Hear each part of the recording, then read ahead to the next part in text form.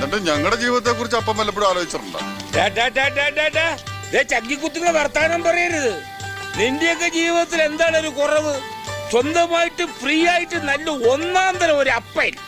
ഇനി അമ്മ വേണം. ഓ അതല്ലപ്പാ, പിന്നെന്താ? അവനൊരു കൂട്ട് വേണം. എടാ അവന് കൂട്ടല്ലേ നീ, നിനക്ക് കൂട്ടവൻ, നിനക്ക് കൂട്ടി ഞാൻ, പിന്നെന്ത് പുതിയ കൂട്ട്?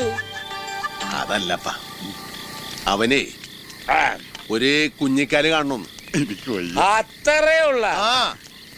നാളെ അംഗനവാടി വിടുമ്പോ അപ്പന്റെ മക്കൾ അപ്പന്റെ കൂടെ വാ. എത്ര കുഞ്ഞിക്കാല് മോന് കാണണം? അപ്പം കാണിച്ചു തരായി. എടാ അഴിമക്കണ്ണ, നീ എങ്ങനെയാ ഇവിടെ എത്തിയത്? അതൊരു ദുരന്ത ലവ് സ്റ്റോറിയാണ്. ലവ് സ്റ്റോറിയാ?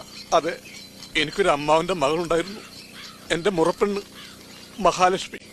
എനിക്ക് ഈ വിശപ്പിന്റെ അസുഖമുള്ള ആളാണേ. ഒരു ദിവസം അമ്മാവന്റെ വീട്ടിൽ ചെന്ന എനിക്ക് ഇച്ചിരി മീൻ കൂട്ടി ചോറിനൊന്നൊരു ആഗ്രഹം ഉണ്ടായിരുന്നു. എന്റെ ആഗ്രഹം സാധിക്കാൻ വേണ്ടി മാർക്കറ്റിൽ മീൻ വാങ്ങാൻ പോയതാ മഹാലക്ഷ്മി ഒരു തവരിടിച്ച് മരിച്ച്. എന്നിട്ട് എന്ത് ചെയ്യാൻ? അമ്മാവന്റെ വീട്ടിൽ കുറച്ച് ഉണക്കമീൻ ഉണ്ടായിരുന്നു, അതുകൊണ്ട് ചോറിന്ന് ഞാൻ അഡ്ജസ്റ്റ് ചെയ്തു.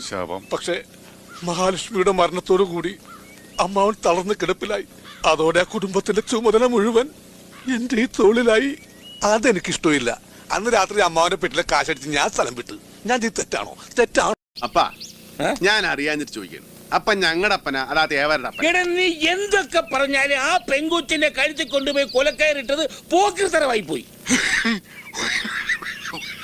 എന്ത്? അതായത് സത്യേട്ടൻ ഈ ഊമകളുടെ ഭാഷയിൽ പറയുന്നത് ആ പെൺകുട്ടിയുടെ കയ്യിൽ ഇരിപ്പിന് ഇതൊന്നും പോരാ എന്നാണ്. ഓക്കെ, നിർത്തറ മിണ്ടായില്ലടാ ഊമശാവമേ. സ്പീക്കർ കത്തിപ്പോട്ടും കിടന്ന് നിലവിളിക്കുകയാണ്. അപ്പോഴാണ് പറയുന്നത് കല്യാണം കഴിച്ച പെൺപിള്ളേര് നെറ്റിയിലെ ഹൈവേയില് കുങ്കുമം കൊണ്ട് റിഫ്ലക്ടർ ഒന്ന്, അതാവുമ്പോ ലൈറ്റ് അടിക്കുമ്പോ സൈറ്റ് അടിക്കുമ്പോ നേർവഴി കാണായിരുന്നു.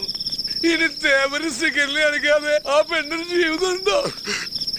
ചെമ്മീനിലെ സത്യന് ശീലമാകണമെന്നായിരുന്നു എന്റെ മോഹം. വശകാമുകനോടെ പോയി ഈ സന്തോഷ വാർത്ത അവനൊന്ന് അറിയിക്കണമല്ല. അവനെ ആടിനെ തിരിക്കാൻ പോയിരിക്കുക. ആ സംഭവത്തിന് ശേഷം സത്യേട്ടൻ രമണനായി മാറിയിരിക്കുക. കയ്യിൽ ഫ്രൂട്ടില്ലെന്ന് മാത്രമേ ഉള്ളൂ. രാവിലെ ആടിനെ തീറ്റിക്കാൻ പോയാൽ വൈകുന്നേരം ആവുമ്പോൾ ആടി ആടി തീറ്റി വരും. അല്ല, ആ ശിവേട്ടൻ പണ്ടാറ ബുദ്ധിക്കാരനല്ലേ? ഞാൻ ചോദ്യം അങ്ങോട്ട് ചോദിച്ചോട്ടെ, ഈ മനുഷ്യന്മാരൊക്കെ ജനിക്കുന്നതിന് മുമ്പ് ഈ ആടിനെ തീറ്റിച്ചിരുന്നത് ആരാണ്? അത് ഉത്തരം പറ. അത് പറങ്ങട്. നീ ഇപ്പൊ ചോദിച്ചതേ ഒരു ആദ്യം ഊള ആൻസറാ.